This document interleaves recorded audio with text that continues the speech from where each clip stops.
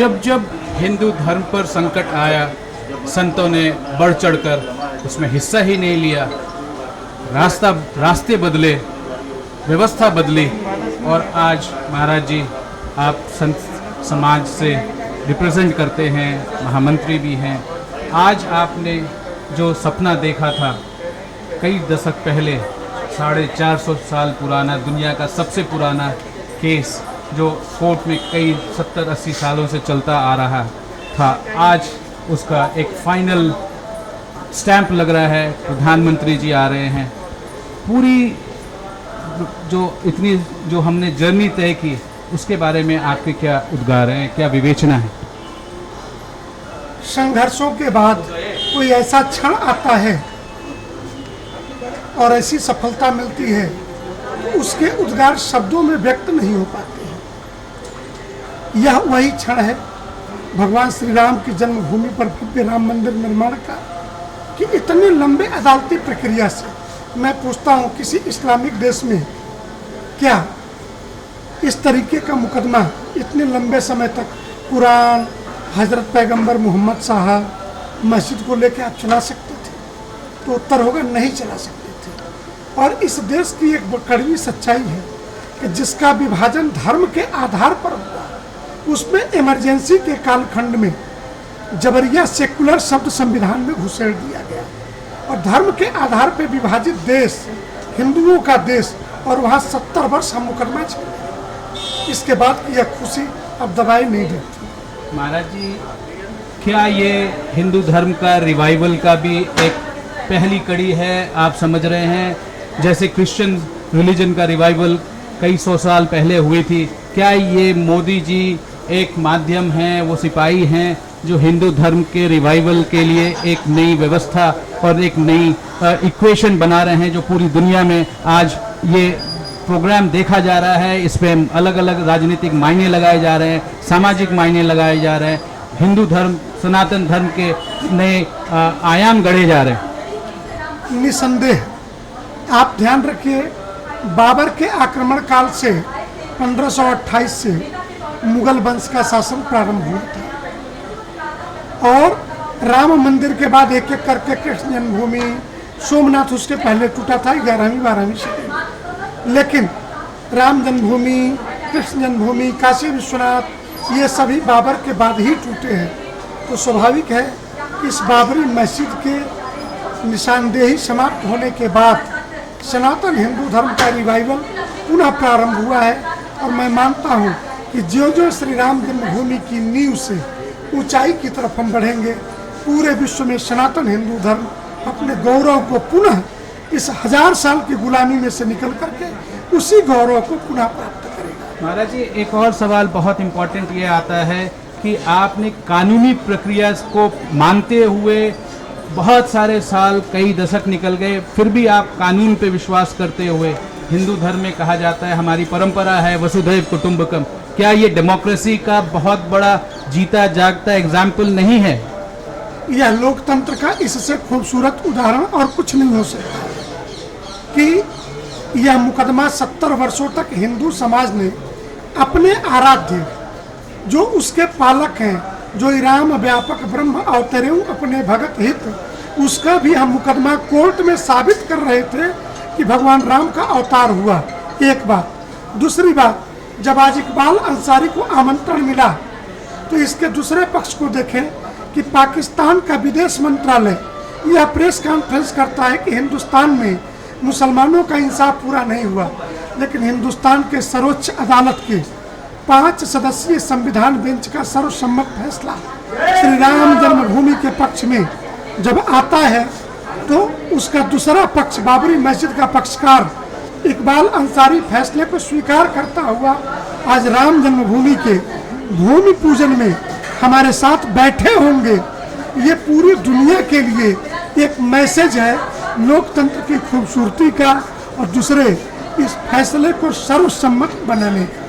पाकिस्तान में महाराज जी सिखों पे जो जुल्म हो रहा है, हिंदू धर्म के लोगों पे जो जुल्म हो रहा है, रिलीजियस कन्वर्जन हो रहा है, और वहाँ से पाकिस्तान के माध्यम से, उनके सरकारी माध्यम से ये कहा जा रहा है कि वो इस जो आज जो ये बहुत सुखद अनुभूति हो रही है उसमें उनको किरकिरी लग रही है?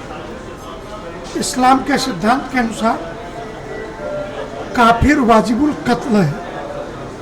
काफिर मतलब जो इस्लाम को न माने, तो सिख हो, बौद्ध हो, जैन हो, हिंदू हो, ईसाई हो, उन्हें क्या फर्क पड़ता है, उन्हें कत्ल करना है। पूरी दुनिया में कत्लो गारत का इनका एक लंबा इतिहास है। इस नाते इनकी जो भी भाषा है वो इसी के आधार पर है। और मैं इतना ही कहूँगा, पाकिस्तान को सद्बुद्धि आए, अन्यथा उनका विनाश तो सन्निकट और सुनिश्चित है। एक आखिरी सवाल महाराज जी, जो लोग बलिदान दिए, पीढ़ियां खप गई, उनके लिए आपके लिए क्या उद्गार होंगे, क्या सहानुभूति होगी, या क्या उनके लिए प्रेरणा के शब्द होंगे, जिन्होंने लाखों लोग, कई 1.5 लाख तो नंबर जो सरकार के आंकड़े में है। भगवान श्री राम की जन्मभूमि के बगल में अशोक सिंघल जी की स्मृतियों में राम कथा कुंज एक विकसित होना है। और हम पूरे इतिहास को, 492 वर्षों के संघर्षों को, हमारी तैयारी है सजोने की, कि आने वाली पीढ़ी ये देखे कि हमारे जो पूर्वज थे, इन्होंने किस प्रकार संघर्ष करके भारतीय संस्कृति के लिए कितना रक्त गिरा है, कितना बलिदान हुआ है, कितना सेक्रीफाइस हमने किया है। इस बात को याद रख सकें, इसलिए उनकी स्मृतियों को सजोने का हम पूरा प्रबंध कर रहे हैं। और प्रधानमंत्री जी जो आ रहे हैं, राष्ट्र के सबसे सर्वोच्च नेता हैं, भारतीय जनता पार्टी के सर्वोच्च नेता हैं, उनके लिए उन्होंने जो एक फ्रंट में आकर के कहीं से भी ये नहीं कि ये डेमोक्रेसी है, उसका आवरण ओढ़ा नहीं, उसके बारे में डेमोक्रेसी को मानते हुए फिर भी वो आ रहे हैं। इतने सारे प्रपंच भी हम पिछले हफ्ते देख रहे हैं, कई हफ्तों से।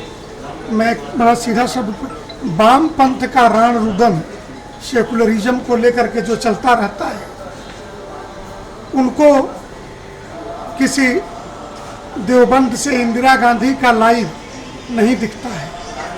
उनको यह नहीं दिखता कि ये जालीदार टोपी पहने हुए ये तथाकथित सेकुलर नेता जो रोजा इफ्तार की पार्टियां करते हैं और वो लाइव होती हैं, सरकारी पैसे से राष्ट्रपति भवन, प्रधानमंत्री निवास में रोजा इफ्तार नहीं दिखता है।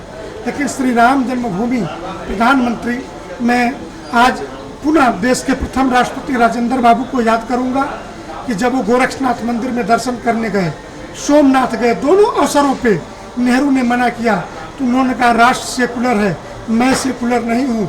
राजेंद्र बाबू सिवान के जीरा देवी के एक हिंदू परिवार की पैदाइश है, मैं सेकुलर नहीं हूँ।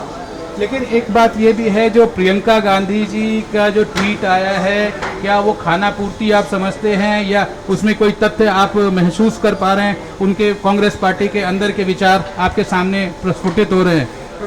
एक तरफ अयोध्या आती है, दूसरी तरफ भगवान राम और हनुमान जी को गाली देने वाले चंद्रशेखर रावण को अपना भाई बताती है। इस दोहरे चरित्र में उसके किसी एक ट्वीट को हम कैसे विश्वास करें कि इन भाई बहन की भारतीय संस्कृति में कोई आस्था नहीं है। अगर आस्था होती तो 3 अगस्त से यह पूजन प्रारंभ हुआ और 3 अगस्त को रक्षाबंधन था। एक फोटो राहुल गांधी को प्रियंका जी राखी बांधते हुए ट्वीट कर दे होती तो मैं मान लेता कि इनकी सनातन हिंदू संस्कृति, भारतीय संस्कृति में किसी प्रकार की कोई आस्था है। ये झूठे नकली मक्कार लोग।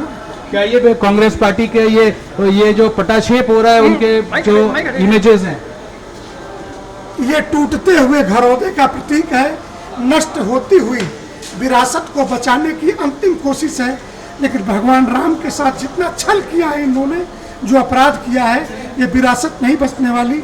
और रही बात कि राम के लिए, तो इसलिए कल ट्वीट आया कि मध्य प्रदेश में 25-30 विधानसभाओं के उपचुनाव है, इसलिए कमलनाथ को भी हनुमान चालीसा याद आ जाती है।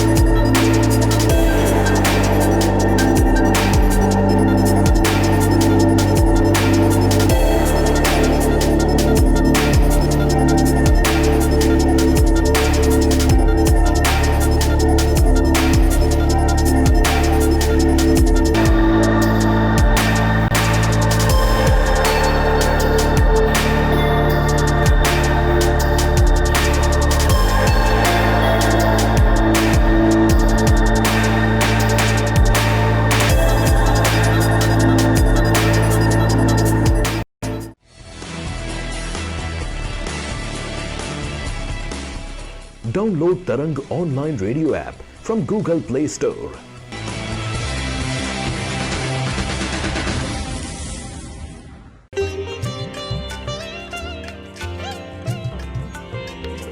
You are listening to Tarang Devotional Online Radio.